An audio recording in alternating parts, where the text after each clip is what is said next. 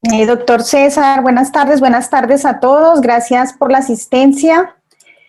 Como mencionó el doctor César, pues me complace mucho participar con esta conferencia del el día de hoy con ustedes y que sirva como una parte, una parte preliminar de lo que podríamos llegar a tratar en este curso de diagnóstico que acaba de anunciar el doctor César. Bueno, voy a compartir la pantalla. ¿Ya la ve, doctor? ¿Me escuchan bien? Perfectamente, doctora Jen. Bueno, Adelante. perfecto. Entonces, este tema pues es un tema que ha retomado importancia en Colombia y en el mundo. Podríamos decir que en los últimos 10 años ha vuelto a ser llamativo, ha vuelto a trabajarse debido, pues, vamos a ver, a un contexto interesante y a la reducción a nivel mundial del uso de los anticoxidiales, a la prohibición de algunos y a la aparición de la resistencia y a la relación que se puede encontrar entre la coccidiosis y otras enfermedades de importancia a nivel intestinal en las aves. Por eso, entonces, quisimos hoy programar esta conferencia y quise llamarla Diagnóstico Integral de la Coccidiosis Aviar, porque es un tema que, a pesar de que los médicos veterinarios, los profesionales y las personas que trabajan en avicultura normalmente siempre hemos conocido la coccidiosis, siempre decíamos, la coccidiosis es siempre importante, pero se utilizan los coccidiostatos, los coccidicidas, y parecía que ya era una problemática controlada. Pero cuando uno dice, bueno, entonces yo cómo sé si hay coccidiosis, cómo hago para diagnosticarla, lo que nos hemos encontrado nosotros es que a veces el profesional o el productor simplemente sabía que se podía hacer un coprológico, pero no estábamos muy enterados de exactamente cómo tomar las muestras en la granja, qué pruebas se le pueden hacer, para qué sirve esa muestra, hasta dónde se puede llegar, y por eso pues quise preparar esta conferencia que da las bases de cuál sería un diagnóstico integral de la coccidiosis aviar.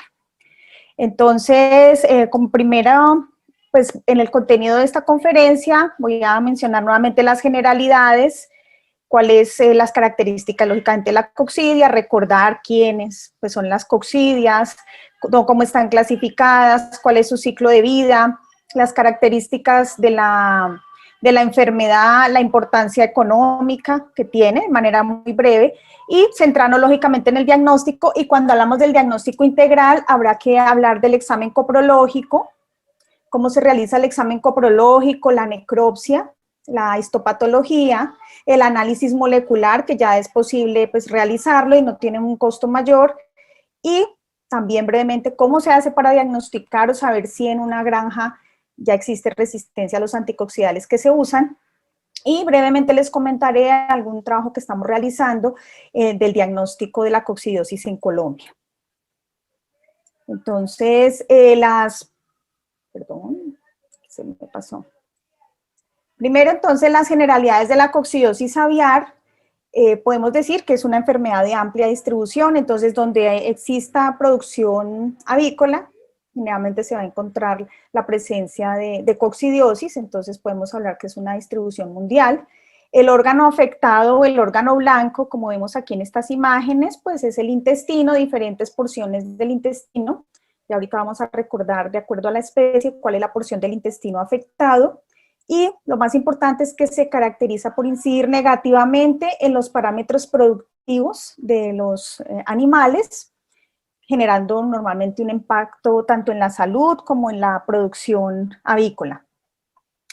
Las cepas de coccidia normalmente pueden tener diferente patogenicidad, y eso lo hemos visto en los estudios que hemos realizado en Colombia. Eso ya estaba reportado, nosotros no teníamos muchos datos, pero con cepas que hemos aislado hemos visto que la patogenicidad de acuerdo a las zonas puede ser diferente, asimismo como el perfil que pueden presentar de resistencia a los anticoxidiales. Además de esto, la presencia de otros agentes inmunosupresores que pueden ser de origen de tipo viral o bacteriano puede incrementar la patogenicidad de estas cepas, ¿no? Algo muy importante a resaltar es que es de transmisión horizontal, entonces de animal a animal, no hay transmisión vertical, y que es un agente que es muy resistente y que presenta una alta patogenicidad. Aquí se movió esto. Tiene una alta capacidad reproductiva. Aquí tenemos la imagen de una cama, y esos ooquistes en la cama pueden perdurar muchísimo tiempo si las condiciones de humedad y de temperatura son adecuadas. Entonces es un agente a veces difícil de eliminar si no se utilizan los medios adecuados para erradicarlo o para eliminarlo de una granja. Eso es importante porque además de, de la presencia de los antiparasitarios que normalmente se utilizan y a veces las restricciones actuales para su uso, pues esa resistencia puede hacer difícil el manejo y control del agente. El agente, entonces recordemos, es un protozoario, es decir, que solamente lo podremos ver con el uso del microscopio, por eso es muy importante tener la herramienta del diagnóstico. Pertenece al orden Neococcidia, a la familia Eimeridae y al género Eimeria. Aquí tenemos dos fotografías tomadas por la profesora Sara López, donde tenemos un ooquiste muy bonito, no esporulado, y un ooquiste de Eimeria esporulado. Dentro de las coccidias existen dos géneros importantes, que es el género Eimeria. El género Eimeria, que es el que afecta principalmente a la avicultura, a las aves, se caracteriza porque es tetraesporoquística dizoica, es decir, que tiene 4 esporozoitos, esporoquistes cada uno, con 2 esporozoitos dentro. Eso lo diferencia de otra coccidia también muy popular que afecta sobre todo a carnívoros, como los perros y los gatos, que es el género Isóspora, que es diesporoquística tetrazoica. Entonces, en este caso solamente hay 2 esporoquistes, cada uno con 4 esporozoitos. Esto es importante porque normalmente cuando llegan las camas, uno sabe si la cama ya es fresca o la materia fecal es fresca o ya tiene tiempo, porque normalmente cuando ya ha ocurrido la esporulación es que la materia fecal lleva al menos 24 o 48 horas en el medio en condiciones adecuadas para su esporulación. ¿Cuáles son las especies de Eimeria en avicultura? Entonces, hay varias en esta imagen de Robert Zipap, que la tomé de una publicación del 2016, muestra muy bien que estas eimerias pues están en el intestino y que dependiendo de la especie se van a ubicar en una fracción específica del intestino, en el duodeno. Entonces, normalmente está la Eimeria cerbulina, que es la más común, la más frecuente. Otras que se encuentran menos o que son menos patogénicas son la Eimeria mivati, la Eimeria gani, la Eimeria precox y la Eimeria mitis. En el intestino delgado, también en lo que es yeyuno e ilion, se encuentra con la Eimeria necatrix y la Eimeria máxima. La Eimeria necatrix existen reportes de que es importante en Estados Unidos y en Europa. En Colombia realmente en los estudios que hemos realizado no la hemos encontrado con frecuencia, y la Eimeria máxima, que normalmente se encuentra en el ilion, que en el caso de Colombia la hemos encontrado, se reporta con mayor frecuencia. En el intestino grueso está la Eimeria brunetti, y en el ciego está una de las más patogénicas, que es la Eimeria tenela. Aquí en el lado derecho tenemos microfotografías de ooquistes esporulados, porque uno puede identificar esos ooquistes con algo de entrenamiento. Normalmente entrenamos a los técnicos, a los médicos veterinarios para que hagan la identificación y la cuantificación de las eimerias.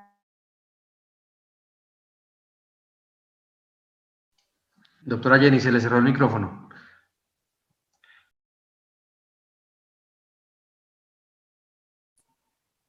Doctor, si existe el duende del que usted me estaba hablando, porque nunca me había pasado esto, que se cerrara el micrófono si no lo he movido. Bueno, ¿ya me escucha bien? Doctor, ¿me escucha? Perfectamente, sí señora, ya lo escuchamos nuevamente. ¿Hasta dónde me escucharon? ¿Hasta acá? Sí señora. Bueno, perfecto. Entonces está la Eimeria tenela, este es un ooquiste esporulado de Eimeria tenela. Este es uno de Eimeria cerbulina, que es más pequeña, y uno que es muy grande es el de Eimeria máxima. Estas son fotografías que hemos tomado de los trabajos que realizamos acá. La transmisión, entonces, ¿cómo se transmite la Eimeria? Conocer cómo es el ciclo de vida y la transmisión es supremamente importante, porque eso nos va a permitir saber cuáles son las formas de control del agente. Entonces, la transmisión de la Eimeria, primero considerar que es especie específica. Entonces, la Eimeria de las gallinas normalmente pues no va a afectar a otras especies animales. entonces no se comparte con otros. Eso pues es muy importante que todos lo consideremos. Entonces a veces dicen, no, pero es que yo en la granja tengo otra especie animal, pero no hay transmisión entre especies. La transmisión es horizontal, entonces se hace de un animal a otro, generalmente a través de la vía oral fecal. Entonces la materia fecal es la fuente primaria porque es donde salen los zooquistes. Entonces si se contamina el medio con materia fecal que tiene los zooquistes, esa es la fuente primaria de la transmisión de la himeria. Es muy importante tener en cuenta la edad de los animales. Pues los animales, normalmente los pollitos, son afectados cuando son jóvenes, normalmente hasta el día 21, que es cuando tienen mayor susceptibilidad. Es muy importante considerar que esa transmisión de la himeria va a estar muy dependiente del manejo que se le dé en la granja, de la bioseguridad. A veces es importante o no tenerla o tenerla para que los animales, en bajas cantidades, para que los animales generen inmunidad. Generalmente, si ya ha existido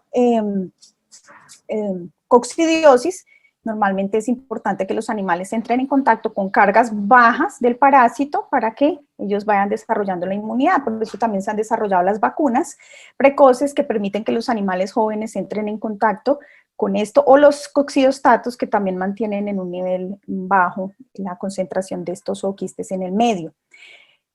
¿Cuál es la fuente primaria de las eimerias? Pues las aves enfermas o las aves vacunadas, las heces que están en las camas, los bebederos, comederos contaminados, o los fómites. Lógicamente también se contamina a través de las camas y las camas contaminadas, el personal, los equipos, las visitas pueden llegar a traer también el parásito.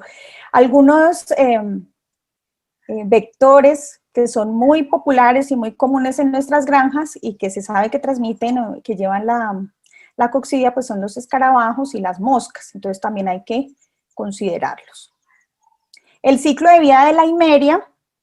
Entonces, brevemente, para recordarlo, también es muy importante conocerlo, porque si yo sé exactamente cómo el parásito se transmite y después en el animal conozco exactamente el cómo, después de que ingresa, qué es lo que está haciendo, pues puedo comprender muy bien cuál es la actividad patogénica, por qué se realiza el diagnóstico de una manera u otra, y también en el caso de hacer los tratamientos, orientarlos muy bien y saber cuáles podrían ser los resultados o las consecuencias de los mismos.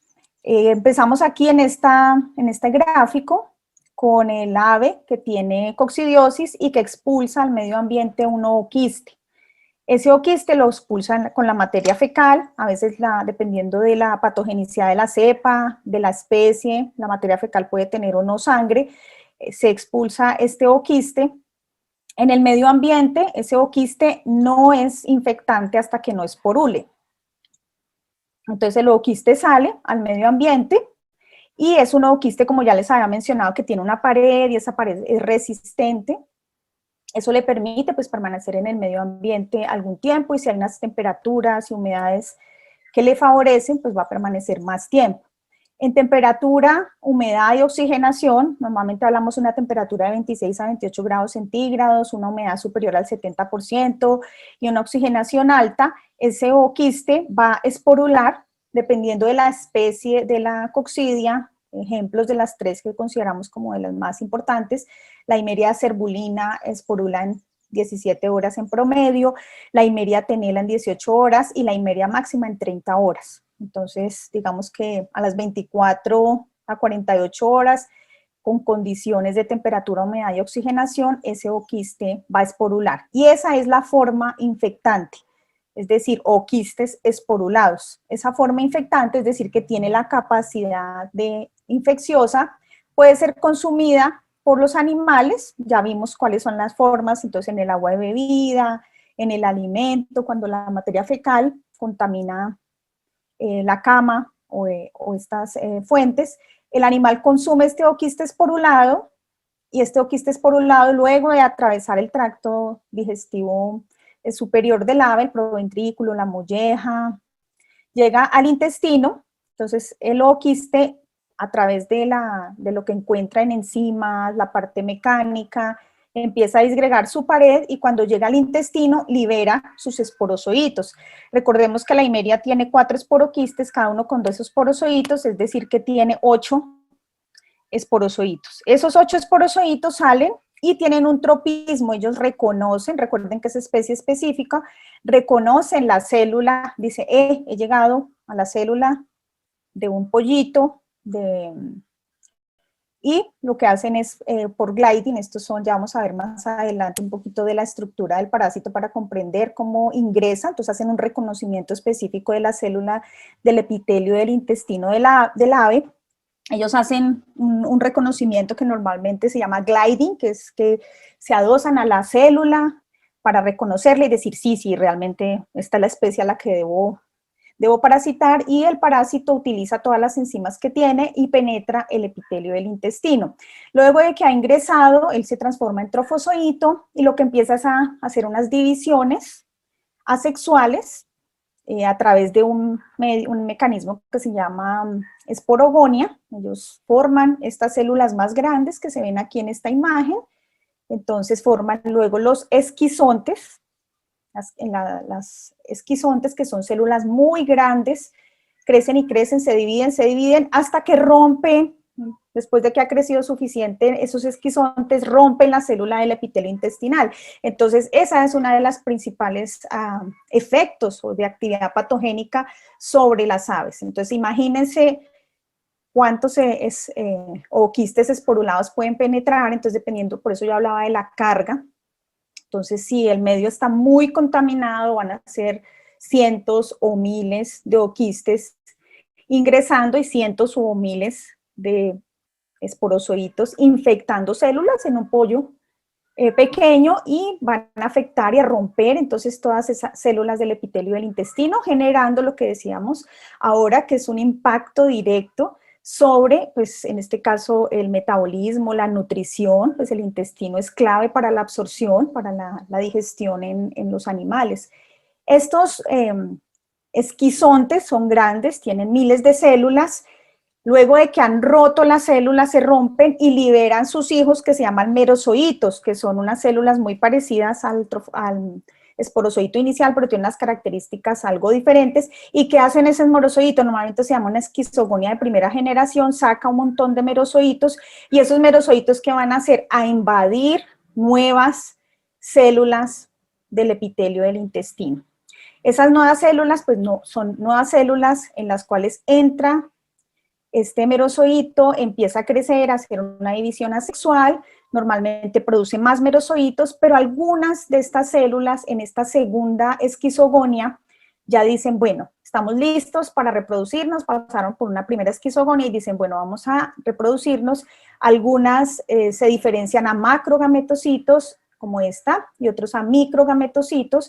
Estas células son muy parecidas a lo que sería en un mamífero un óvulo, el macrogametocito, y el microgametocito son muy parecidas a lo que sería un espermatozoide, y así se ven realmente al microscopio. Entonces el microgametocito fecunda, como ocurriría en otra fecundación, al macrogametocito y forma un huevito o un oocisto, que se llama ooquiste. Entonces aquí se da, miren, la fertilización de esos microgametocitos a los macrogametocitos y forman el ovocito o huevo, que se llama ooquiste.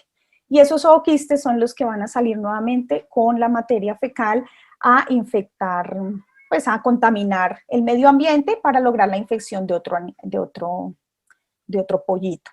En este caso, pues aquí podemos ver cómo serían esos esporozoitos. Aquí tienen unas estructuras, eso parece como un tornillo, el complejo apical se llama, con el cual ellos pueden penetrar estas células del epitelio del intestino, tienen muchas enzimas que le permiten atravesar la membrana y causar esta afección tan importante que después es la que vamos a ver en los scores de lesiones que causan la coccidiosis. Es importante, entonces, en resumen, vemos aquí el ciclo de vida, teníamos el cigoto o el ooquiste, hace esporogonia en el medio ambiente, vienen los esporozoitos, las esquizogonias de primera generación, de segunda generación y la gametogonia. Esta imagen nos muestra que hay una parte del ciclo de vida que ocurre dentro del ave, ¿no? Dentro de los pollos, y generalmente pues es la esquizogonia y la gametogonia, que se llaman. Normalmente cuando se aplican los antiparasitarios, los coccidicidas o coccidiostatos, normalmente afectan esta fase primaria, que son las esquizogonias. La esporogonia es la que se realiza fuera. Entonces, la esporogonia, se realiza en el medio ambiente, que es donde también se puede llegar a hacer una intervención para reducir la carga y donde podemos estar mirando cuál es el nivel de los ooquistes en el medio y qué tan contaminado se encuentra este.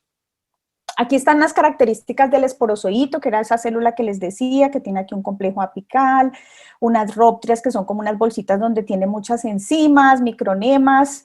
Es una estructura, pues una célula eucariótica, pero es muy importante esto para su ingreso. En el grupo de trabajo de nosotros estamos trabajando mucho la interacción hospedador-parásito de las coccidias, no solamente en aves, en este caso es un estudio de la profesora Sara López en Media Bovis, en bovinos, porque todavía hay cosas que no se conocen en detalle como ocurre con otros parásitos, y es cómo se da realmente el ingreso de esta célula, la célula blanco, como esta célula, luego de que ha ingresado a la célula del epitelio intestinal, utiliza la célula a su favor y altera el metabolismo tanto de carbohidratos y de lípidos, que es una de las dos áreas que hemos estudiado más cuando ingresa a la célula del epitelio intestinal. Todo esto es interesante, pues, de conocerlo por ciencia básica, pero también porque de estas cosas pueden surgir nuevos blancos terapéuticos, nuevas aproximaciones para poder hacer el control de la infección. Estudiar siempre la interacción hospedador-parásito es imprescindible, pues, para conocer en este caso, pues, a este parásito que ejerce una acción negativa en la producción animal.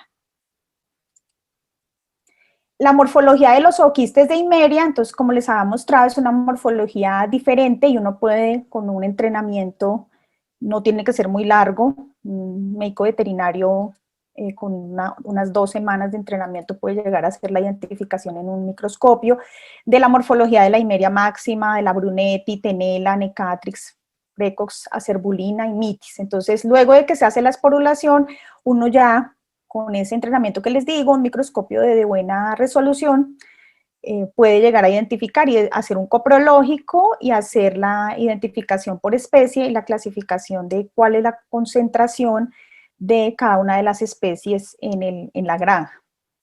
Para esto, pues lo que uno mira, pues es la forma del ooquiste, el tamaño del ooquiste. Existe ya Coximorph, que es al que le damos, de donde se tomaron estas imágenes. Es un programa que está en internet, donde están las definiciones exactas de las medidas de las coccidias, pero como les digo, ya uno después de que hace el entrenamiento no necesita estar midiendo todas las coccidias para hacerlo, sino ya sabe exactamente en un coprológico, empieza a hacer el conteo de máxima, normalmente Tenera y Acerbulina, y otras, generalmente las más pequeñas como la Mitis o algunas otras grandes que no son tan comunes como la Brunetti o la Necatrix. Entonces aquí, pues en este programa que les comento de Coximorph, ahí ellos tienen un algoritmo y para hacer el seguimiento del contorno, normalmente esto se utiliza más como con fines de investigación científica, pero si alguien quiere consultarlo y quiere utilizarlo mientras está haciendo el entrenamiento para el diagnóstico, pues considero que es una herramienta muy útil. Entonces ahí en este programa pueden medir el diámetro mayor del ooquiste, el diámetro menor del ooquiste, la simetría vertical, la simetría horizontal, el área del ooquiste, la entropía, la excentricidad, y hacer una cantidad de aproximaciones mucho más especializadas. Generalmente nosotros lo que hacemos es entrenarnos pues con el tamaño, la morfología. Generalmente en los inicios y cuando se hace el entrenamiento se utiliza un microscopio que tenga barra de medición para que la persona empiece a identificarlo, pero como les digo, después no es necesario tener esta herramienta. ¿Cuáles son los factores para que se presente la coccidosis en una granja? Normalmente, pues yo tomé esto del sitio avícola de la Fuentes Brand del 2006, me gusta mucho cómo lo resumen. Normalmente, pues en toda infección parasitaria, para que se presente, porque es diferente tener infección a estar enfermo, ¿no? Yo puedo tener una infección y no tener ningún síntoma y no tener enfermedad.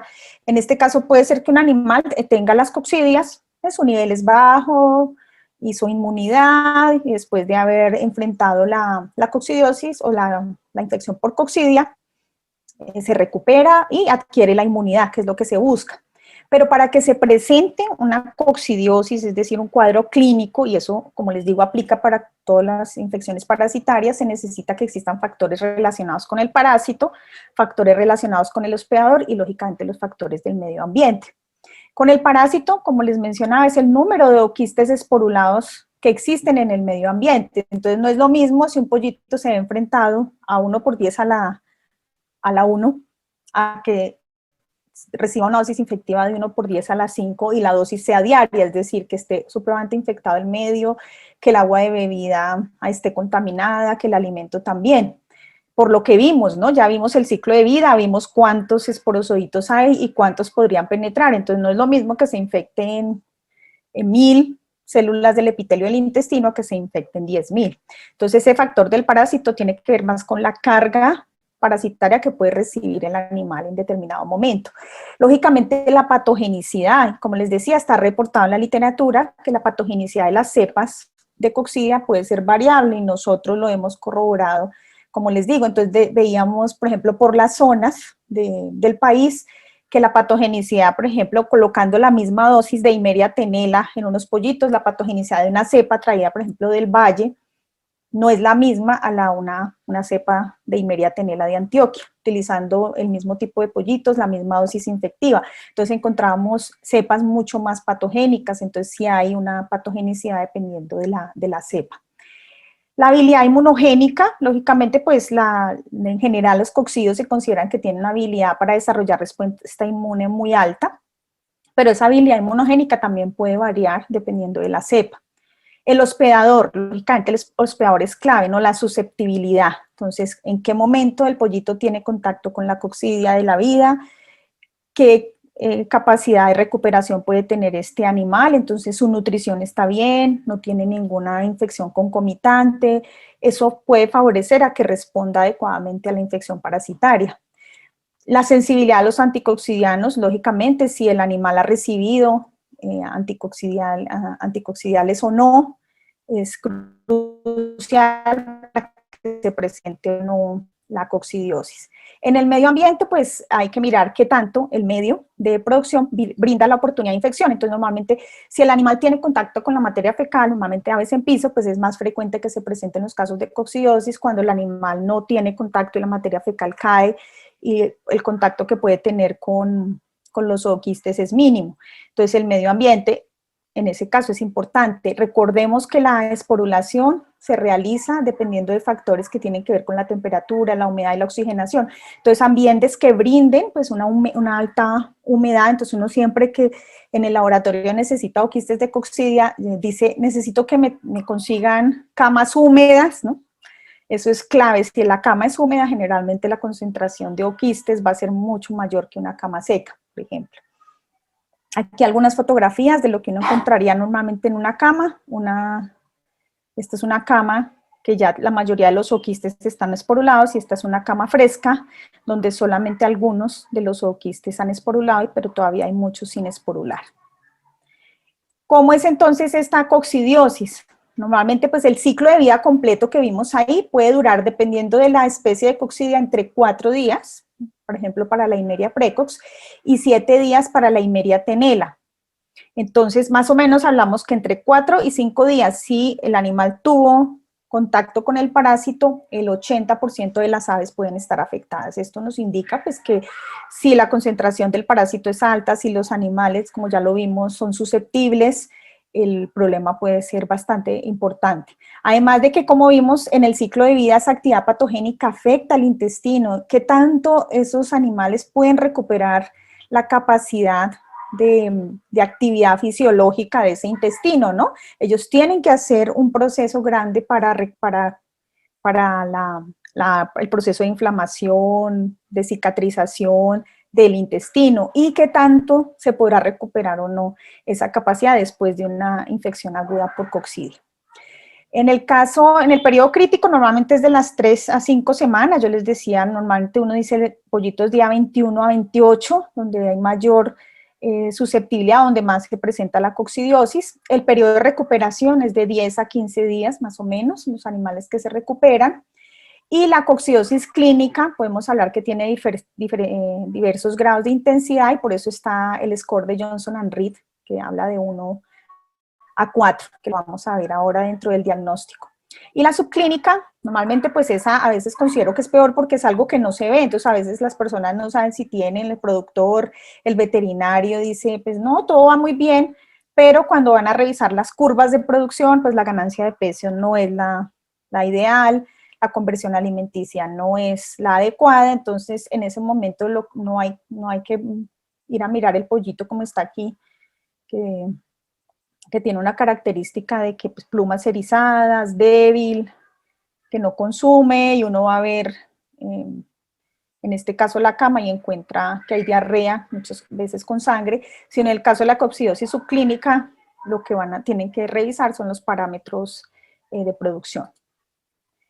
Los signos clínicos entonces de la coccidiosis son, normalmente los animales bajan el consumo de alimento, hay anorexia, las plumas erizadas, depresión marcada. Entonces estos animales son fotografías de animales inoculados experimentalmente con especies de coccidia, donde muestra muy bien los signos. Entonces hay una palidez de la cresta, mira aquí las mucosas se ven completamente pálidas, las barbillas, las patas.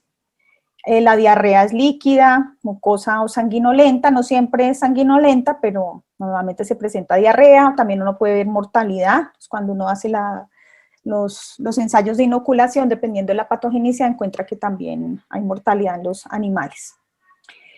Aquí están, en este cuadro que adaptamos de Quirós y Dantan, se muestra en general cuál es el grado de patogenicidad de las diferentes cepas de coccidia. Como les decía, vamos a ver centrarnos en las que son de 2 cruces y 3 cruces, que son la cerbulina, que está normalmente en el duodeno, tiene una limitada enteritis, causando pérdida de fluidos y mala absorción de nutrientes, ¿no? Estoy de acuerdo, aquí está la referencia donde tomamos la información. Entonces aquí en esta A tenemos, este es una lesión clásica de Eimeria acerbulina, con esas lesiones puntiformes blanquecinas.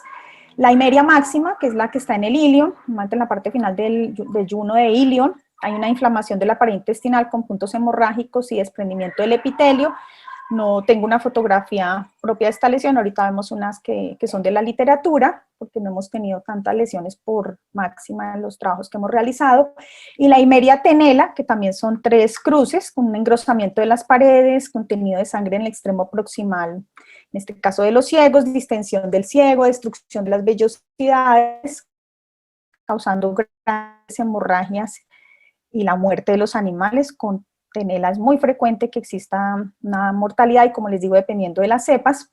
Esta es una lesión no tan, es un grado 2 de Eimeria tenela, donde se ve el engrosamiento de la mucosa del ciego y la hemorragia. Aquí tenemos un animal pues, que fue inoculado experimentalmente, la hemorragia sanguinolenta, y aquí tenemos los zooquistes no esporulados. Siguiendo con esto, pues, ¿cuál es el impacto económico de la coccidiosis? Existen numerosas revisiones. Brevemente, solo quiero mencionar este reporte que se da en la revista Avicultores de Colombia, que muestran que el costo de producción en pollo de engorde es de más o menos el 26% y otros costos el 74%. En ese reporte ellos mencionan que la mortalidad del pollo es de aproximadamente el 6% por coccidiosis. La ganancia de peso se ve en una reducción del 15% y el costo de los medicamentos el 4%. Lógicamente esto va a variar dependiendo del país, del tipo de sistema de producción, o sea que los datos van a ser muy variables. Solamente he querido pues tomarlos de Colombia, pero es una enfermedad que tiene un gran impacto económico en la producción avícola del mundo. Y entonces ahora sí, pues el diagnóstico integral. ¿Cómo realizar ese diagnóstico integral? La primera herramienta, que es la más sencilla, pero que a veces uno se da cuenta que no se usa tanto como se quisiera, es el examen coprológico. Entonces se utiliza la técnica de McMaster, todavía se emplea con mucha frecuencia. Se puede utilizar alguna otra técnica cuantitativa que puedan tener a la mano en los laboratorios, pero pues esta nos ha gustado mucho porque las cámaras no son tan costosas, es una técnica fácil de realizar, no se les requiere un alto entrenamiento para poderla hacer. El muestreo se hace en las granjas y uno va a obtener información del recuento de oquistes por gramo de materia fecal. Se hace el análisis de las camas y entonces uno también puede tener el recuento de oquistes por gramo de cama. Entonces, cuando uno quiere hacer algún estudio, puede tener estos dos parámetros. ¿Cuál es más fácil? Generalmente irse a tomar muestras de pollitos de 21 días individual, eso es muy difícil. Entonces, normalmente se puede hacer un pool de la materia fecal de los pollos, se puede utilizar por galpón, o lo que más hemos empleado es hacer el análisis de cama, que ya vamos a ver cómo es la metodología de muestreo. Lógicamente, en la avicultura sabemos que la necropsia es una herramienta diagnóstica muy importante y es indispensable que el veterinario aprenda a hacer el score de lesiones de Johnson & Reed, que fue publicado en 1970 y que es una herramienta vigente que hemos seguido trabajando y los resultados que tenemos nos indican que es una herramienta que es muy útil para hacer la clasificación de las lesiones.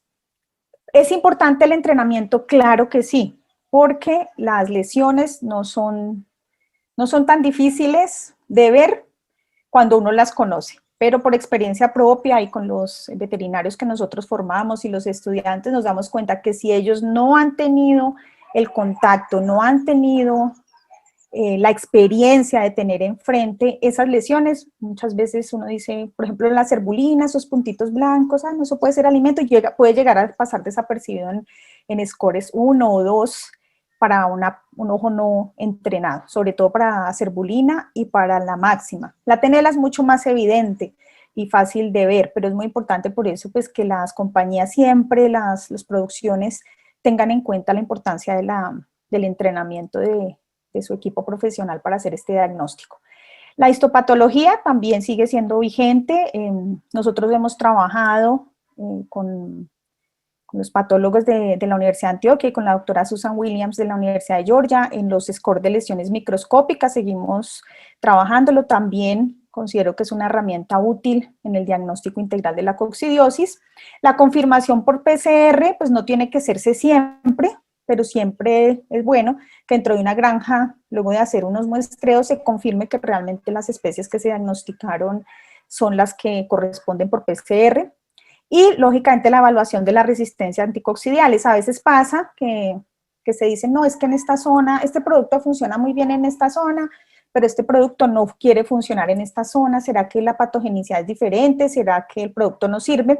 Entonces, lo que se recomienda para los sistemas de producción es que sepan realmente cómo está el perfil de resistencia de las coccidias que tienen en la granja, porque normalmente van a persistir en el tiempo y sepan exactamente, no es que hemos usado 10 años el mismo producto y es que funcionaba y ya no funciona, entonces ahí viene un problema de decir que probablemente es el producto que está mal, ¿no? Entonces, hacer una evaluación de la resistencia a anticoccidiales hace parte de ese diagnóstico integral para ver qué tratamiento o qué producto puede ser más eficaz que otro, ¿no? Este es el muestreo en granjas, entonces normalmente lo que se usa es tener pues el galpón, los galpones, y se hace de acuerdo a Goan del 2009. En cada galpón de la granja se hace un muestreo así, en zigzag. Se van tomando muestras de la materia fecal. Nosotros normalmente les decimos que tomen entre 80 y 100 gramos por punto, o menos dependiendo del tamaño del galpón. Esas muestras se hace un pool, se mezcla y se empacan, perdón, aquí, se empacan en bolsas, pueden ser bolsas Ziploc de esta manera, selladas, cerradas, muy bien marcadas, ¿no? De cuál galpón son, de qué lote, toda la información, y estas muestras se mandan con una nevera, pueden ser refrigeradas o al medio ambiente, no hay ningún problema, pueden enviarse al medio ambiente. Recuerden que cuando uno las envía al medio ambiente es mejor porque la muestra pues puede ir esporulando. Eso es si es 24 a 48 horas. Si el tiempo de envío va a ser más largo, es importante refrigerar, nunca congelar, porque si usted congela, en el proceso de congelación se van a romper los quistes. Entonces ya cuando lleguen al laboratorio el diagnóstico no va a ser adecuado. Entonces es importante enviarlo pues refrigerado, o si el transporte es por poco tiempo se pueden enviar sin refrigeración. En el laboratorio hacemos la técnica de McMaster, que es esta cámara, ahorita la vamos a ver en más detalle, para calcular las cargas parasitarias. Entonces, en este caso, esta muestra sería por cada galpón, ¿no? Entonces, si tienen 10 galpones, pues serían 10 muestras y uno tiene cuál es la carga en cada uno de los galpones. Este es el recuento de los zooquistes. Entonces tenemos esta cámara, la cámara de McMaster. Nosotros utilizamos la de alta sensibilidad, que es la que tiene tres compartimentos. Hay otras que tienen 2, pero nos gusta más esta porque puede detectar a partir de 8 zooquistes por gramo. Es una cámara que fue construida con unas medidas específicas que nos permiten que la técnica sea cuantitativa, ¿no? Nosotros hacemos la técnica de McMaster, se hace esta técnica de McMaster y la muestra positiva le hacemos la esporulación. Entonces decimos, bueno, esta muestra está muy positiva, vamos a pasar estas muestras a esporulación para hacer la identificación morfométrica de las especies de coccidia. Esta es la técnica McMaster. Entonces lo que hacemos es pesar unos gramos de materia fecal, generalmente hacemos con 4 gramos de materia fecal para aves, hacemos el tamizado, un doble tamizado, utilizamos una solución salina hipertónica y de esa manera los ooquistes flotarán en esa solución y a través de la cámara podemos hacer el recuento de cuántos ooquistes hay por gramo de materia fecal o por gramo de cama. La esporulación, entonces las muestras que vemos que son positivas, tomamos esa muestra y la centrifugamos a 1500 revoluciones por minuto por 10 minutos, descartamos los sobrenadantes y le adicionamos solución de Schieder, que es una solución también sobresaturada de azúcar para permitir la concentración de esos ooquistes. Y normalmente las ponemos a esporular en dicromato de potasio, que es un reactivo que nos permite inhibir el crecimiento bacteriano y permitir que las coccidias en una temperatura de 26 a 28 grados centígrados y altas concentraciones de humedad y oxigenación esporulen. Entonces en el laboratorio normalmente si es una muestra pequeña la ponemos en una cajita de Petri, diariamente se le hace una agitación, se pueden poner pues lógicamente en la incubadora dependiendo de la temperatura. En el caso de nosotros pues estamos en Medellín y a veces tenemos el clima ideal para tener las cajas. Estas son cajas de esporulación. Cuando es una cantidad grande, cuando estamos trabajando en una granja grande, entonces lo que tenemos es un motor de oxigenación, que se puede utilizar un motor de acuario, para que nos permitan la oxigenación de las coccidias y la esporulación eficiente. Recuerden que esa esporulación ocurre en diferentes tiempos, entre 17 horas hasta 30 horas, en algunas especies hasta 48 horas, en condiciones ideales para que esporulen. Entonces, podamos hacer la identificación.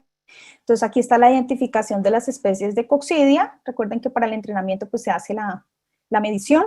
Entonces, se mide la longitud, el ancho, el largo, y se mira de esa manera si es Eimeria máxima, si es Eimeria acerbulina o si es Eimeria tenera. Y uno reporta normalmente en el laboratorio, aquí, ¿cuántas coccidias contamos? Mínimo 100. Entonces hacemos un recuento de 100 coccidias y determinamos cuántas son de cada especie. Y reportamos un porcentaje, ¿no? Entonces, 50% de Eimeria tenera, 20% de Eimeria máxima, en fin, hacemos un recuento, y esto se movió otra vez, pasaría aquí,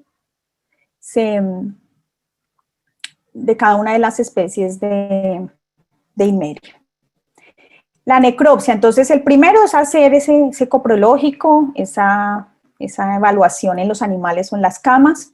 El segundo a la mano, pues lógicamente es la necropsia. En avicultura se tiene la ventaja que pues de inmediato se tiene el problema, se pueden tomar muestras de los animales. Como les decía, este es el artículo publicado en 1970 por los doctores Johnson y Malcolm Reed, que todavía lo consideramos vigente y que haciéndole las evaluaciones sigue siendo vigente. Entonces se toman los animales y se hace la necropsia para poder hacer el score de las lesiones. Aquí tenemos unos animales inoculados donde es muy evidente esas lesiones por Eimeria tenera. Esta es la clasificación del del score para Eimeria cerbulina. Entonces hablamos de un score 1, en el cual en la mucosa se empiezan a ver lesiones puntiformes blanquecinas, en algo de congestión. En el score 2 hay una mayor congestión tanto de la serosa como de la mucosa, y empiezan a coalescer o a unirse esas lesiones puntiformes blancas en la mucosa. En el 3, entonces ya hay muchas fusionadas, muchas lesiones blanquecinas fusionadas en la mucosa del intestino, y la serosa está francamente hemorrágica. Y en el 4, pues ya hay una hemorragia grande, se empieza a desprender el epitelio del intestino del animal, en este caso en el duodeno. Estas son unas fotografías de nosotros, que pues estas son del libro, muy bonitas y todo, pero a veces no, por el contraste de colores no es tan fácil de ver. Aquí tenemos un score 1, yo creo que alcanzan a ver de pronto unos puntitos blancos en el duodeno. Entonces es un score 1 de lesión. En el 2, entonces lo que yo les decía, empiezan a coalescer, es decir, empiezan a fusionarse estos puntos. El 3, pues ya hay una fusión completa, casi que se ven manchas blanquecinas. No tenemos un score 4 porque es donde se levanta la mucosa y ya hay una hemorragia grande del intestino. La clasificación de Eimeria máxima, igual, pues busca uno el ilion, y en el ilion para el score 1, entonces ve algo de congestión en la mucosa. Para el 2 empieza a haber hemorragias puntiformes en la mucosa del intestino, del ave. En la 3, normalmente ya se inicia el desprendimiento del epitelio del intestino, y en el 4, pues hay total desprendimiento del intestino y hay una hemorragia tanto en la mucosa como en la serosa del intestino. Como les digo, no hemos encontrado, entonces no tengo fotografías propias porque no hemos encontrado que Eimeria máxima sea patogénica en los trabajos que hemos realizado. La Eimeria tenela, entonces la 1, normalmente cuando se abre la mucosa de los ciegos, hay algunas hemorragias, se encuentra un incremento en el grosor de la mucosa. En el 2, ya les había mostrado, hay más hemorragia en la mucosa del intestino y un engrosamiento mayor. En el 3 normalmente ya se encuentra totalmente los coágulos dentro de los ciegos, hemorragia franca, y en el 4 pues hay un engrosamiento total, y si cuando uno abre esto normalmente el epitelio sale completo, hay un desprendimiento completo del epitelio. De este sí tenemos algunas fotografías de un score 1, el 2, de ahí miren la hemorragia, el engrosamiento, el 3, un mayor nivel de engrosamiento y de hemorragia, y el 4 ya una franca hemorragia con pérdida del epitelio de la mucosa de los ciegos. Bueno, la histopatología, entonces, siempre es importante hacer la confirmación. Aquí se ven el inicio de la formación de las estructuras granulares grandes o esquizontes causados por la coccidia. Entonces normalmente enviamos estas muestras al patólogo, y estamos trabajando mucho en la categorización de esas lesiones intestinales y la presencia de Eimeria, como les digo, con el apoyo del patólogo de la Facultad Julián Muñoz y de la doctora Susan Williams de la Universidad de Georgia, de un trabajo que ya fue aprobado en Poultry Science y pronto a salir, de la estudiante de maestría Carolina Mesa. Van a encontrar que se hace la puntuación de las lesiones de 0 a 3, entonces 0 pues sin lesiones y sin presencias de Eimeria, 1, una lesión leve y hay una presencia de Eimeria escaso y disperso, en la 2 una lesión moderada y la presencia es de moderado a medio, y en la 3 hay una lesión severa con numerosa presencia de coccidias. Eso también ayuda mucho pues a la categorización de la coccidiosis. Para el PCR, la PCR, el diagnóstico pues es el diagnóstico molecular. Existen diferentes publicaciones que han reportado la amplificación y la determinación de las especies de coccidias en aves por PCR. Generalmente se amplifica el gen ITS1 y hay una banda específica para cada especie. Estos son los resultados que están próximos a salir, pues ya fueron aceptados, en la cual podemos ver, pues Mecatrix no encontramos, pero teníamos la Eimeria máxima, Precox, Mitis, Acerbulina y Tenela. Esta herramienta, como les digo, es más confirmatoria. Si ustedes quisieran, no es muy utilizada en granja, pero si están haciendo algún trabajo, si alguna compañía está haciendo análisis, se puede hacer como confirmación de que realmente las especies reportadas son lo que se dijo, ¿no? El diagnóstico de la coccidiosis subclínica, como ya les había mencionado y comentado, va a depender mucho de la evaluación de los parámetros productivos. Ahí es donde empieza a detectarse que algo está fallando, ¿no? Se puede hacer la observación directa in situ de las formas en desarrollo y para eso, normalmente, por ejemplo, este intestino, no dice pues está normal. Por eso se recomiendan hacer los métodos de raspajes seriados de la mucosa. Entonces es de tomar de 5 a 6 animales por cada 10.000 y de cada parte del intestino hacer unos raspados. Entonces se hacen 3 raspajes en duodeno, 3 raspajes en yeyuno de ilion y 2 raspajes en ciego. Esos raspados normalmente se hacen en la mucosa utilizando una cuchilla de bisturí y se ponen sobre una lámina portaobjeto. Esa lámina portaobjeto se envía al laboratorio y en el laboratorio podemos hacer esta observación y ver si en esos raspados se encuentra directamente las formas de la coccidia, ¿no? Aquí están ovoquistes y estos serían los esquizontes, ¿no? Que son esas células grandes que ya les habíamos visto en el ciclo de vida, donde están llenas de los merozoitos. Y eso también permite ver si realmente las coccidias están presentes in situ en el intestino. Es importante que siempre se tenga en cuenta el diagnóstico diferencial, ¿no? Entonces la histomoniasis, más común en los pavos, pero ya algunos estudiosos, sobre todo de Suiza y de Austria, han encontrado que dependiendo de las líneas genéticas, la histomoniasis está cobrando importancia patogénica en los pollos, que normalmente como profesora siempre decía que la histomoniasis no afectaba a los pollos, pero leyendo los últimos reportes muestran, al menos en Europa, que es una infección que va en ascenso por su importancia patogénica en pollos.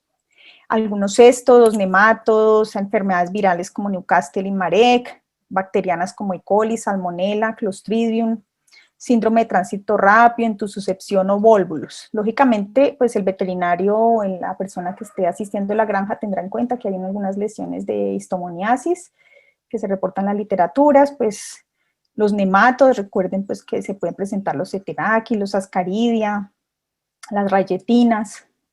La enteritis necrótica, es importante decir que coccidia se ha relacionado mucho con la presencia de enteritis necrótica, al parecer se considera que es como la puerta de entrada para que se presente el complejo de enteritis necrótica, entonces pueden estar relacionadas. En la enfermedad Newcastle, más coccidiosis, como les decía, puede existir concomitancia de una enfermedad viral o una bacteriana, y eso puede exacerbar la coccidiosis o al revés, la coccidiosis es la puerta de entrada para otra. No, por eso es muy importante el entrenamiento, porque a veces alguien cuando inicia el entrenamiento uno le pone un animal negativo y empieza a ver cosas, no, ay sí, pero yo aquí veo, ¿no? Por ejemplo, en este caso, un exceso de mucosidad y alimentos sin digerir, ahí no hay lesión, por eso es tan importante que se realice continuo entrenamiento al personal que va a hacer estos diagnósticos, pues lesiones como la intususcepción, las torsiones, pero con adecuado entrenamiento, eso realmente no existe tanta posibilidad de que uno se confunda con los otros diagnósticos, pero es importante decir que existen diagnósticos diferenciales. ¿Cómo se diagnostica entonces la resistencia a anticoccidiales? Entonces, cuando uno habla de resistencia a antiparasitarios, lo primero que hay que decir, entre comillas, es que la resistencia a antiparasitarios ya está presente desde el inicio, siempre. ¿Por qué? Aquí tenemos una gráfica que sería una distribución normal, que tiene en cuenta la curva de mortalidad antiparasitario.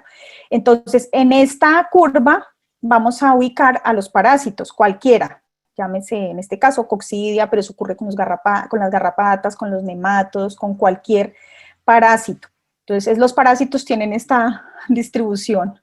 Entonces, hay unos que son supremamente sensibles a los antiparasitarios y otros que no. Entonces, como ocurre con cualquier población.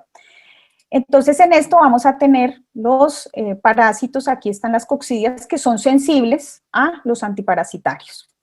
Y aquí, a este lado, empiezan a aparecer los que no son tan sensibles a los antiparasitarios. Entonces, va a haber unos que tienen, y los que están por aquí van a ser resistentes. ¿Por qué? Porque sí, porque dentro de esta distribución tienen algunos genes que los hacen resistentes, o sea, ellos no van a verse afectados por el antiparasitario. ¿Qué ocurre cuando se instaura un tratamiento, en este caso anticoccidial? se van eliminando todos los susceptibles de la población y van quedando solamente los poquitos resistentes, pero esos poquitos resistentes son los que van a prevalecer en la población, en las camas, y son los que se van a multiplicar y van a pasar a sus hijos los genes de resistencia. Entonces, en algunas especies de parásitos esto ocurre muy rápido, en otras ocurre más lento, pero a la larga siempre va a haber una selección para que en una población se queden solo los resistentes a los antiparasitarios. Por eso es que aparece en este caso la resistencia a los anticoccidiales. Entonces, cuando se han utilizado, yo les decía 10 años, no, es que siempre, pero funcionaba muy bien y ya no funciona, no, es que en su población ya estos no existen, ¿no? Con cada tratamiento seleccionaron a los resistentes y puede ser que para ese producto, que pues hoy no vamos a hablar de tratamiento, pero para ese producto específico ya no queda ninguno susceptible. Entonces, por eso no funciona, ya que se replicaron y se multiplicaron solo los resistentes. Entonces, por eso es muy importante estar vigilantes de cómo está el perfil de resistencia a anticoccidiales en la granja. Entonces, ya al final vamos a tener todos los parásitos con RR, genes de resistencia. Entonces, ya han sobrepasado esto, entonces esas son las poblaciones que están instauradas en ese momento en la granja. Entonces, por eso es que se hace el diagnóstico de la resistencia. ¿Cómo se puede hacer ese diagnóstico? No es difícil hacerlo. Lógicamente hay que tener el entrenamiento, la metodología. Nosotros recibimos entrenamiento en la Universidad de Georgia con la doctora Fuller para poder hacer estos ensayos de resistencia anticoccidial. Allá, por ejemplo, lo hacen, las granjas envían las muestras cada tanto para conocer el perfil de resistencia a anticoccidiales. ¿Qué hacemos? Un aislamiento de inóculo de la granja avícola. Entonces necesitamos saber en la granja la cepa que tiene, qué perfil de resistencia tiene. Entonces se hace el muestreo como ya les enseñé, en zigzag, toman de 80 a 100 gramos de cada punto, mandan las bolsitas de cada galpón y nosotros hacemos en el laboratorio un aislamiento de esa cepa. Entonces aquí tenemos las coccidias de esa granja, que es la que quiere saber, porque no es lo mismo mi granja que la granja de mi vecino, porque no hemos utilizado los mismos anticoccidiales. Puede ser que sean parecidos. Generalmente pues puede existir un perfil general, pero cada granja ha utilizado sus anticoccidiales de una manera diferente, tiene sus pollos muy probablemente alimentados con algunos márgenes diferentes, es decir, el mapa o el estado de cada granja es muy particular en parásitos, eso lo hemos visto no solamente en coccidias. ¿Qué hacemos? Vamos normalmente a hacer con este inóculo un ensayo, que normalmente pues se hace en la universidad, que tenemos unos pollitos, en los cuales del día 1 al día 12 los alimentamos con una dieta basal. Esa dieta basal no puede tener anticoccidiales, ¿no? Se hace el pesaje de los pollitos, se suministra el alimento con controles positivo y negativo y los tratamientos que queremos evaluar. Entonces a la granja se le hace la encuesta, ¿usted qué es lo que ha utilizado? Yo he utilizado este otro producto, y nosotros utilizamos esos productos en el alimento. Al día 14 se le hace la inoculación de los pollitos, aquí están las dosis, eso lo hacemos pues hacemos los cálculos en el laboratorio, como una cámara de Neubauer. Entonces normalmente Eimeria cerbulina 1 por 10 a la 5 o 10 a la 6 o quistes por ave, Brunetti 1 por 10 a la 4, 10 a la 5, máxima 1 por 10 a la 4, 10 a la 5, bueno, la tenela 1 por 10 a la 4, 10 a la 5. Como les digo, en Colombia hemos encontrado sobre todo cerbulina máxima y tenela, entonces utilizamos las dosis que aparecen aquí para esas especies. Se hace la inoculación, normalmente hacemos el ajuste de esta dosis para inocularle 1 mililitro al pollito, se hace la inoculación como se ve acá, se hace la inoculación de las dosis, y al día 21, pues se hace el pesaje de los animales, nuevamente la necropsia, y se hace el score de lesiones que ya aprendimos, y se calculan los OPGs. Se pueden utilizar, normalmente utilizamos las bandejas de cada uno de los tratamientos, mezclamos la materia fecal y ahí calculamos los OPGs. De esa manera vamos a utilizar una fórmula que ya ha sido publicada, hay varios artículos que muestran cómo calcular índices de resistencia, y nosotros utilizamos para calcular el índice de resistencia, en el cual se incluyen la ganancia de peso, la conversión alimenticia, el índice de oquistes, el score de lesiones, la mortalidad, y hacemos un cálculo y la eficacia después se reporta como es muy buena, cuando es eficaz, la eficacia dio más del 90%, bueno del 80 al 89%, limitado del 70 al 79%, parcialmente resistente del 50 al 69% y resistente menos del 50%. Y en ese caso entonces ya la granja dice, no, pues con razón, si es que este producto que yo de pronto estaba utilizando, no es que el producto sea malo, es que ya en su granja se ha seleccionado las cepas resistentes y ya el producto no es eficaz, pero entonces debe seleccionar otro que probablemente dentro de este perfil de resistencia pueda resultar eficiente para la granja. Esto pues son los resultados parciales del diagnóstico de coccidosis que hemos hecho en Colombia, que como les digo pues ya han sido aceptados para publicación en Poultry Science. ¿Qué encontramos acá? Pues que la frecuencia de especies, utilizamos granjas de 4 departamentos, que es donde más hay producción avícola en Colombia. Estos 4 departamentos congregan el 63% de la producción avícola de Colombia, que es Cundinamarca, Santander, Valle del Cauca y Antioquia. Aquí está el número de camas analizadas por departamento, para un total de 245 camas. El número de granjas positivas a Imeria, entonces vemos que en Cundinamarca fue el 78.4%, en Santander 95.8%, Valle del Cauca 96.5% y Antioquia 96.4%, para un total pues, de positividad en el trabajo del 92.8%. Estos son los niveles de OPGs, de muestras positivas, y las especies que encontramos, entonces miren, Eimeria acerbulina, máxima y tenela, y veamos que pues normalmente las 3 especies predominaron en todos los departamentos, en unos más que en otros, y como les digo, la actividad patogénica después de que hicimos algunos ensayos mostró que era diferente dependiendo de la zona.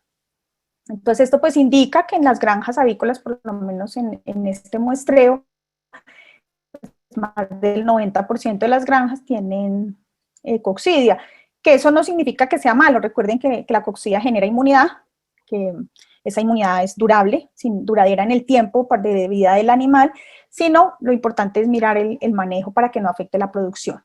Entonces, ¿para qué hacemos diagnóstico integral? Pues debemos identificar la prevalencia por especie en la granja y la zona, saber exactamente si yo tengo coccidia o no la tengo, ¿no? Si está, bueno, ¿cuáles son los porcentajes que hay? Está más la Eimeria tenela, la máxima, la acerbulina, o hay otras, ¿no? Está Necatrix, por ejemplo. Además de eso, pues, mirar si se están presentando coccidosis clínica o si hay subclínica, ¿no? Determinar el perfil de resistencia por granja, si se están teniendo inconvenientes, que a veces empieza a aparecer la coccidiosis y como que no hay respuesta con lo que habitualmente se ha utilizado. Eso no, ¿qué les va a permitir en la producción? Pues una buena planeación de los programas de la rotación de anticoccidiales, podrían evaluar emplear vacunas, dependiendo de si la eficacia por región y costo y cobertura les sería útil. Eso permite ajustar todo el programa de manejo integrado, nutrición, sistema inmune y manejo de bioseguridad. Y además de eso, abre la puerta a que en el sistema de producción de cualquier país se puedan ver nuevos tratamientos. Recuerden que existen prohibiciones, hay muchos productos que ya por inocuidad alimentaria no se pueden utilizar, entonces evaluar hacer este tipo de diagnóstico y evaluar productos, por ejemplo, naturales, que no tengan residualidad, e iniciar los estudios in vivo e in vitro pueden ser una herramienta muy importante que se tiene para estar preparados a la aparición de la resistencia o a que se presente alguna restricción en el uso de un producto en el sistema de producción. Entonces, esto era lo que quería compartirles. Estoy atento a las preguntas que tengan. Gracias. Muchísimas gracias, doctora Jenny. Muy interesante su conferencia. Grandes aportes. Creo que hay bastantes preguntas. Doctor Luis Miguel, usted como moderador, le cedemos la palabra. Bueno, doctora Jenny, primero que todo, muchas felicitaciones por la conferencia, nos da conceptos muy claros y además de la explicación a medida y gradual que se fue dando del tema, con todos los temas y todo lo que implica este parásito que es tan importante en la industria avícola y que genera tantas pérdidas económicas y que aún sigue siendo de mucha relevancia. Hay unas preguntas. La primera es si el conteo de o quistes en cama se ha podido relacionar con enfermedad. Bueno, realmente en los estudios que hemos hecho y en la literatura todavía no podemos decir que un recuento totalmente alto se relacione directamente con la enfermedad, eso hay que decirlo. Entonces, lo que sí nos permite tener es la información de, ¿no?, cómo se está moviendo la presencia del parásito. Yo creo que no hay una relación directa, totalmente directa, que diga, no, si yo encontré un recuento alto, tengo enfermedad, porque la enfermedad, como vimos, va a depender de otros factores, como qué tanto de ese recuento tiene acceso los pollos, qué tanto de lo que hay en la cama los pollos pueden tener acceso y consumirlo. Además de los factores que les mencioné de los animales, ¿no? Los animales son susceptibles, su nutrición está bien, cómo está su sistema inmunológico. Entonces, normalmente tener la información del recuento de quistes por gramo de materia fecal permite que se haga un seguimiento de cómo está esa cama, de cuál es la calidad de esa cama.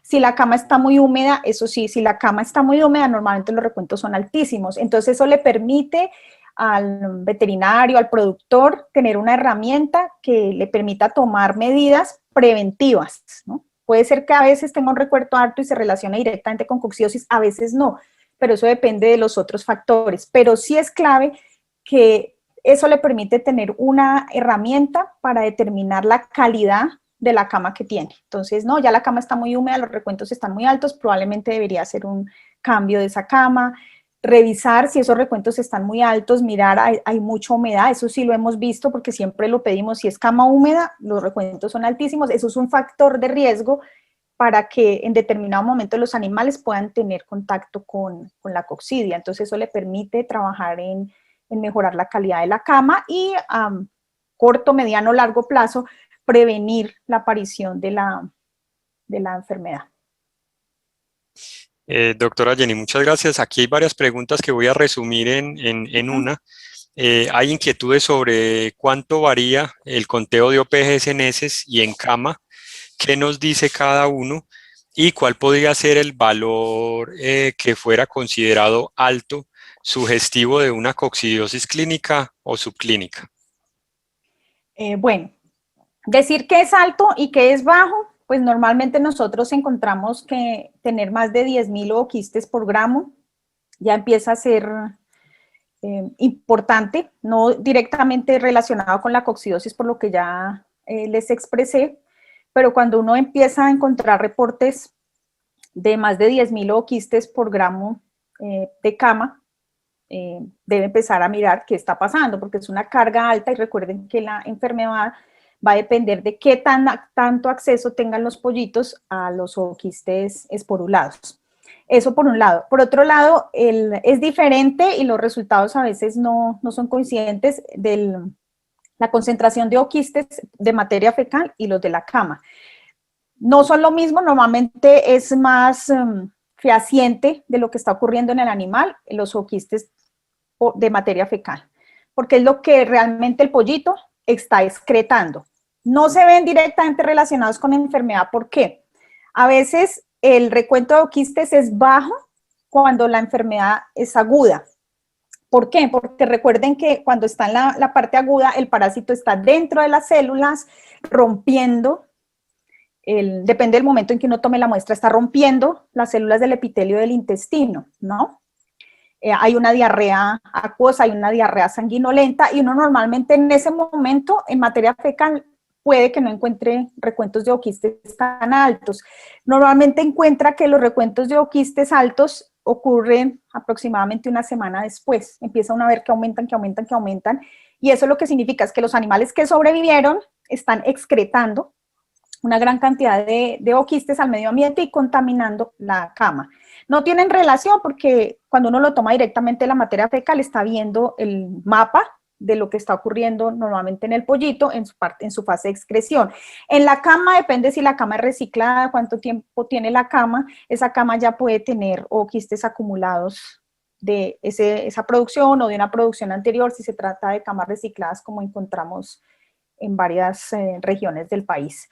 Entonces, son como dos herramientas diferentes. Si usted tiene clínica, pues es importante de pronto de la necropsia, que haga el recuento de oquistes de materia fecal y que como cama haga el seguimiento de cómo está el medio ambiente. Entonces, recordemos que en la coccidiosis hay pues los parámetros del parásito, el animal y el medio. Entonces, hay que ver los tres y tratar de conjugarlos para tomar decisiones, ¿no? Si los animales tienen clínica o no, pero a veces lo más importante es la herramienta preventiva, ¿no? Saber, tengo unos recuentos bastante altos, los pollitos se están eliminando mucho, el parámetro productivo probablemente está bajo y pueda hacer una intervención a tiempo para favorecer el sistema de producción avícola.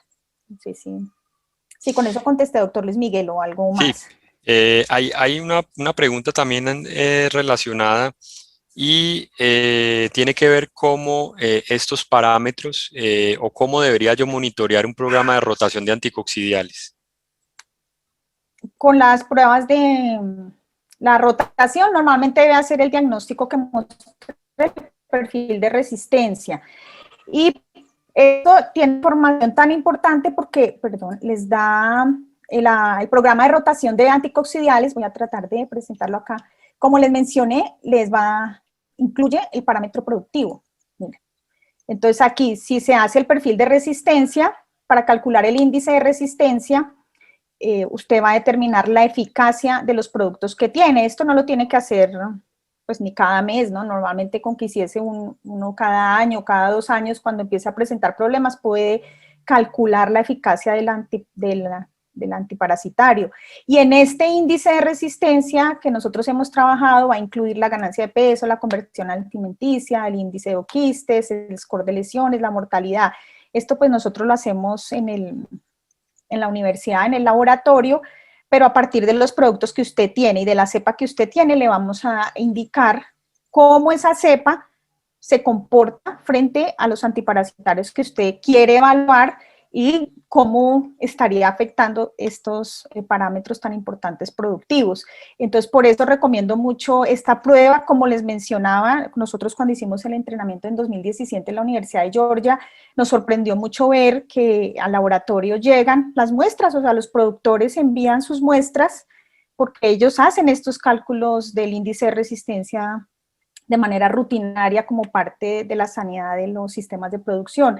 También me sorprendía, por ejemplo, cuando yo hablaba con la doctora Susan y me decía, no, pero si eso ya lo deben tener, todo el mundo sabe cuáles son los índices de resistencia.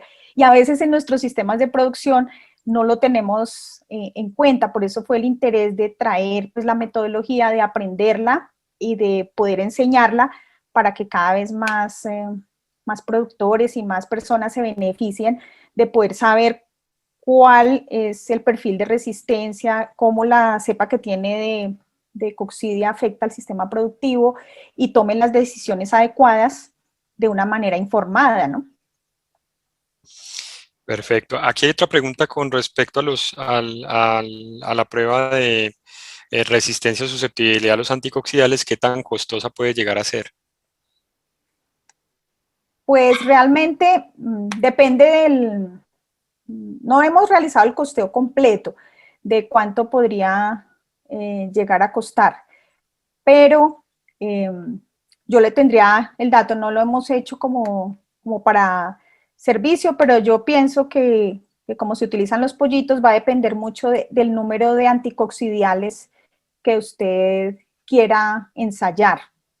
Yo pienso que por anticoccidial podría llegar a costar entre 800,000 pesos a 1,000,000 de pesos si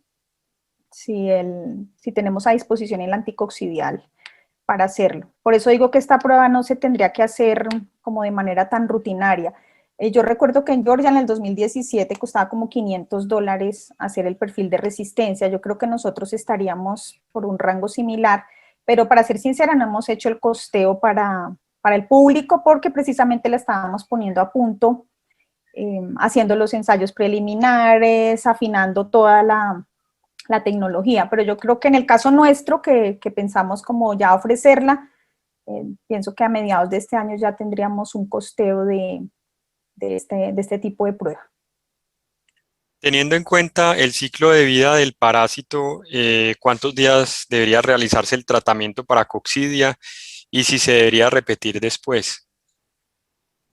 Normalmente el tratamiento para coccidia, lo ideal es que se realice pues los primeros 21 días, normalmente el tiempo de 21 a 28 días es el tiempo en que el animal es más susceptible, es donde se presentaría la coccidiosis. Normalmente lo que se recomienda y se ha utilizado siempre es que se haga desde el inicio, o sea, desde que el pollito llegue, y normalmente revisando el ciclo de vida y el tiempo en que el pollito adquiere la resistencia o la inmunidad más bien al parásito, normalmente con 21 días sería suficiente, de 21 a 28 días, dependiendo del histórico que tengan en la granja.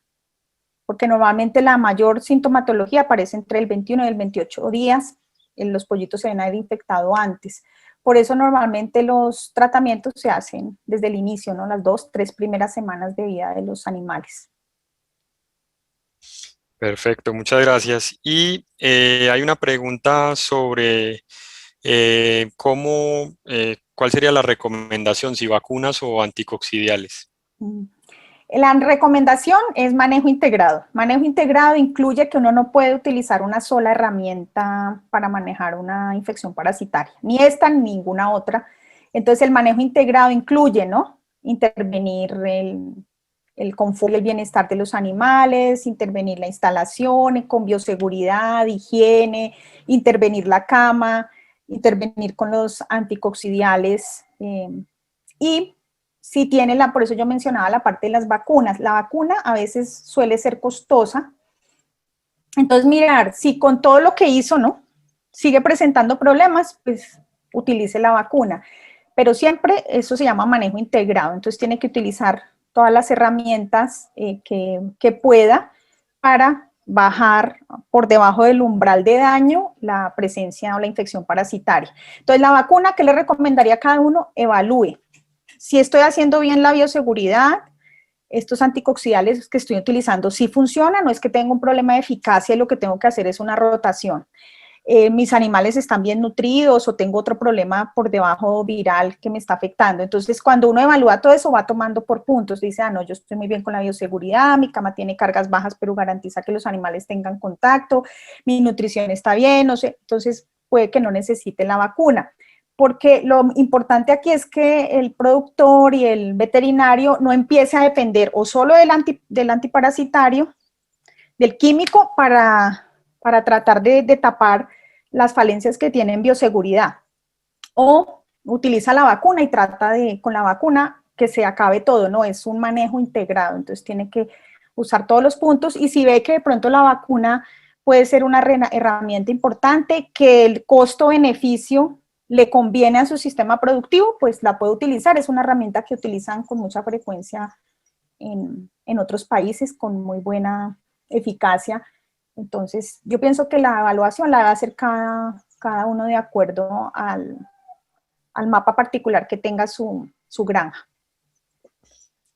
Perfecto. Aquí hay varias preguntas con respecto a la sanitización de la cama. Y cómo realizar también la desinfección en esos periodos de vacío sanitario para evitar esa presión de infección por ovoquistes de Eimeria a los siguientes lotes.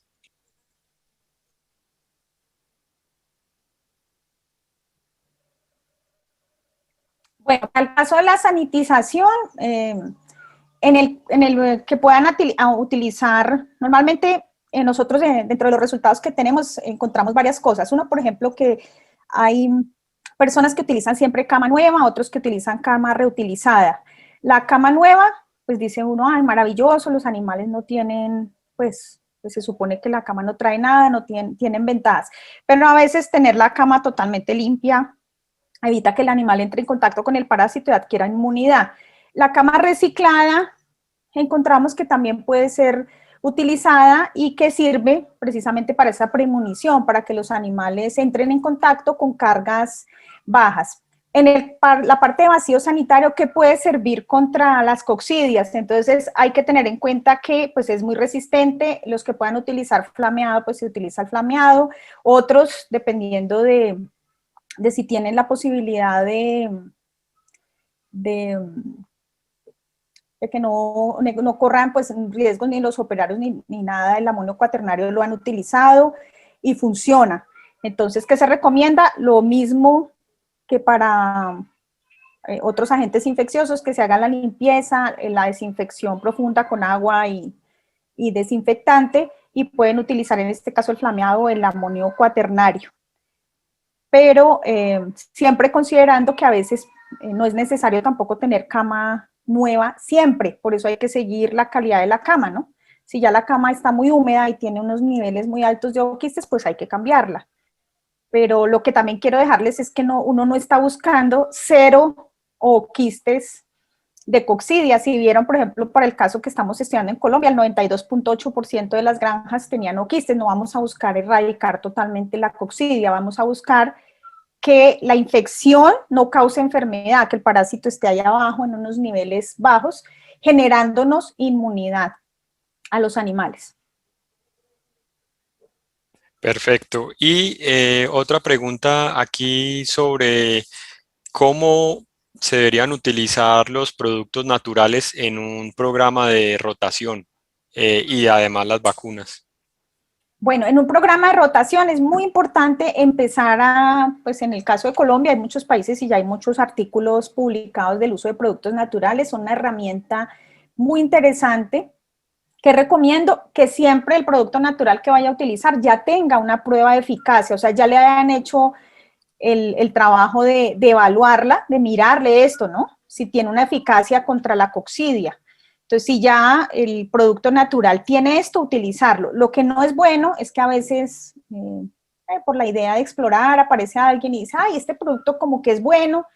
Entonces empieza uno a hacer unos mezclas de productos sin conocer, sin ver, sin evaluar la eficacia. Entonces, todo producto que se vaya natural, es muy importante empezar a estudiarlos, ensayarlos en las granjas, pero bajo un modelo de evaluación de la eficacia. Entonces, en las granjas mismo lo pueden hacer. Bueno, cuéntenme cuál es el producto natural cómo se utiliza y estar enterados del cálculo de la eficacia. Entonces, que el personal, tanto el productor como el veterinario, haga el seguimiento porque hay muchos productos naturales que se están ensayando, muchos tienen muy buena eficacia, otros no tanto, entonces es importante aportar al conocimiento de la eficacia de esas nuevas alternativas.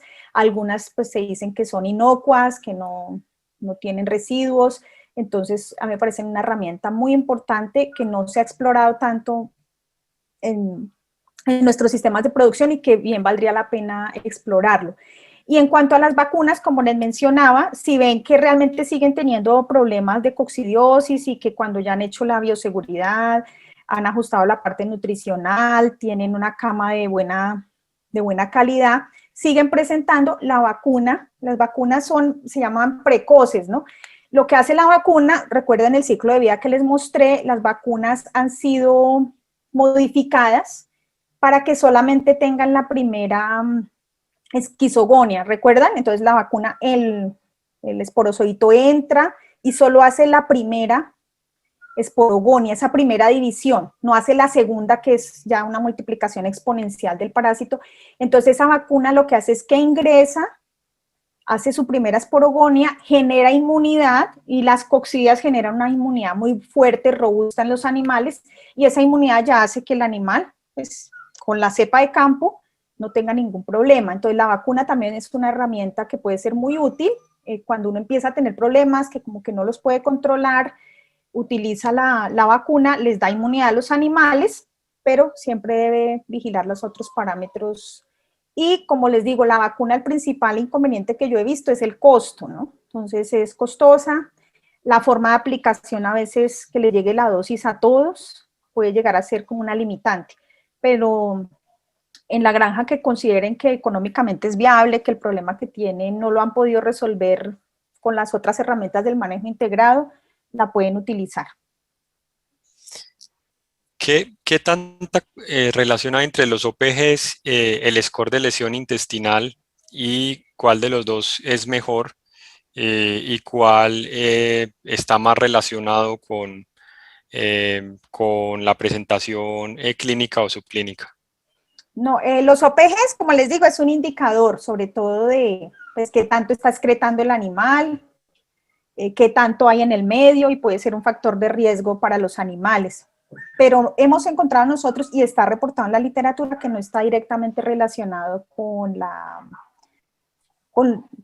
patogenia, con lo que está pasando. En ese caso, la prueba ideal es hacer el score de lesiones de Johnson & Reed, porque esa le está mostrando exactamente qué está haciendo el parásito en el animal. Entonces puede ser, como les había dicho, que usted hace un oquistes por gramo en materia fecal de un pollito y encuentra que no tiene sino 100 oquistes por gramo, pero cuando abre el pollito tiene score de lesiones 3 y 4, por ejemplo. ¿Por qué? Porque los que le había dicho, dependiendo de la fase en la que esté el parásito, a veces no está en la excreción de los ooquistes, sino está precisamente dañando el epitelio del intestino. Cuando están esas primeras fases de esporogonia, el parásito está multiplicándose y ahí es donde se ven las lesiones, no tanto la excreción de ooquistes, que normalmente es posterior. Entonces, la prueba reina ahí es que hagan la necropsia y hagan la cuantificación del score de lesiones. Otra herramienta importante, lógicamente, la histopatología. A veces nosotros estamos muy interesados en seguir trabajando en eso, es para ver qué tanto se recupera el pollito. También ya hay varios estudios que hemos visto, pero quisiéramos como explorar, o sea, qué tanto va a afectar las vellosidades, qué tanto animales inoculados versus otros van a tener una reducción en el tamaño de las microvellosidades post-infección con coccidia.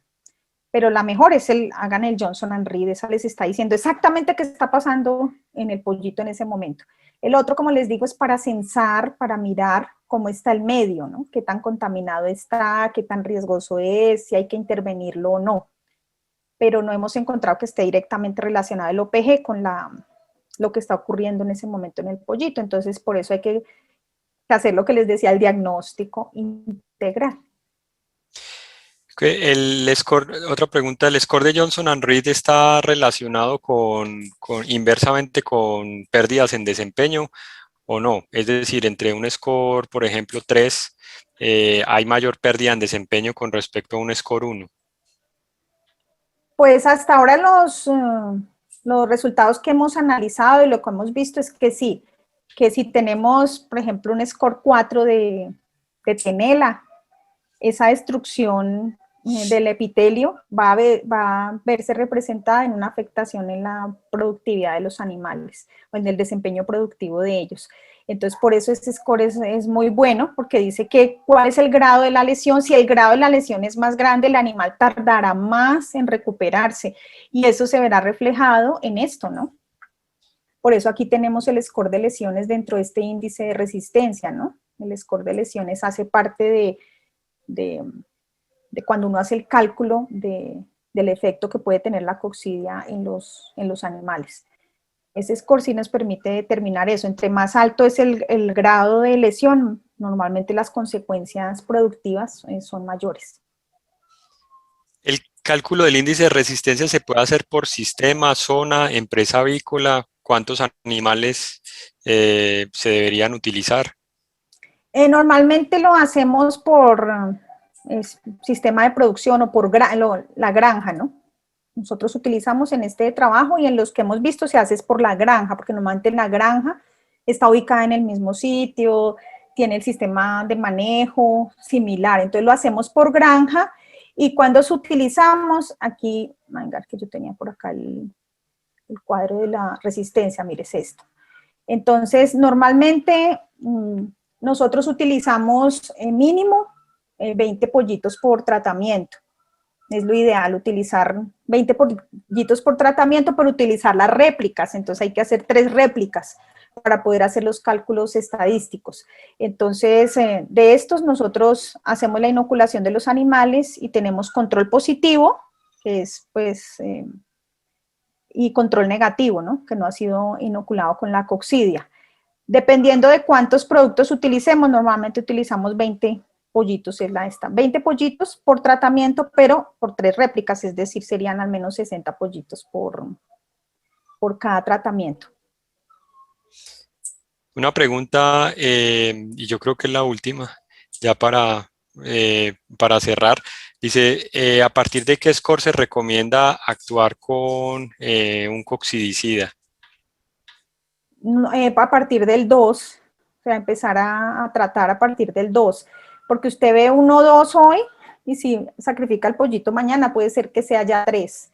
Ustedes vieron la capacidad de replicación que tiene la coccidia. A partir del 2 es importante que se inicie la intervención en todos los animales. El 1 generalmente no requiere intervención, pero sí es importante que a partir del 2 se haga la intervención inmediata de todos los animales.